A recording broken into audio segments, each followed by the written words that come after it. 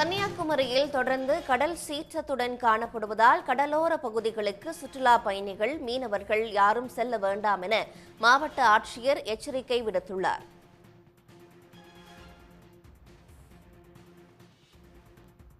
இது தொடர்பான மேலதிக விவரங்களுடன் செய்தியாளர் கோகுல் இணைகிறார். கோகுல், தூத்துக்குடியில கடல் சீற்றம் ஏற்பட்டிருக்கு, கடற்கரைக்கு செல்ல தடை விதிக்கப்பட்டிருக்கு. வேற எந்தெந்த பகுதிகளுக்கும் இதே தொடர்பான எச்சரிக்கையை மாவட்ட ஆட்சியர்கள் விடுத்திருக்கிறாங்க? மேலதிக விவரங்கள் என்ன?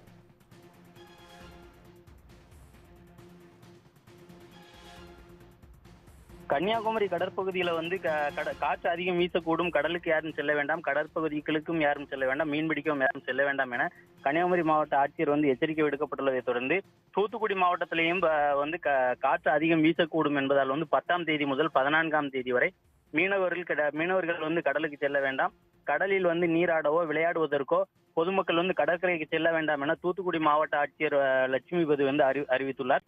தூத்துக்குடி மாவட்டத்துல பெரியதாலை முதல் வேம்பாறு வரை உள்ள கடற்கரை பகுதியில 10ஆம் தேதி 12:30 மணி முதல் 11ஆம் தேதி இரவு 11 மணி வரை கடல் பகுதியில 2.4 மீட்டர் முதல் 2.7 மீட்டர் உயரம் வரை பேரலைகள் எழும்பக்கூடும் என்பதாலும் 45 முதல் 55 கிலோமீட்டர் வரை காற்று வீசக்கூடும் என்பதாலும் இந்திய வானிலை ஆய்வு மையம் எச்சரிக்கை விடுத்துள்ளது.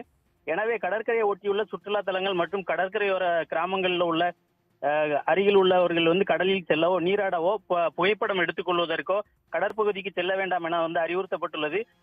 இன்று முதல் 14ஆம் தேதி வரை கடற்பகுதியில சுமார் 45 முதல் 55 கிலோமீட்டர் வேகத்தில் காற்று வீசக்கூடும் என்பதால் மீனவர்கள் யாரும் கடலுக்கு செல்ல வேண்டாம் எனவும் அறிவுறுத்தப்பட்டுள்ளது.